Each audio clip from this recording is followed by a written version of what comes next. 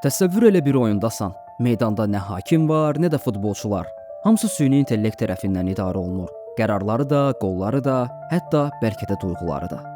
Son zamanlar həm UEFA, həm də bir neçə böyük texnologiya şirkəti futbolda süni intellekt sistemlərini sınaqdan keçirməyə başlayıb. Artıq bəzi çempionatlarda ofsayd qərarlarının süni intellekt verir. Ən maraqlısı isə bəzi şirkətlər real futbolçuların yerinə süni intellektlə idarə olunan virtual futbolçuların oynadığı mini turnirlər planlaşdırır. Yəni gələcəkdə sən real oyunçulara yox, kodlarla idarə olunan rəqəmsal komandalara baxa bilərsən. İndi isə müzakirə daha dərindir. Bəli, bu texnologiya səhvləri azalda bilər, amma bəs futbolun ruhu?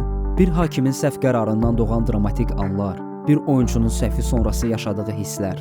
Bunların heç birini süni intellekt hiss edə bilmir.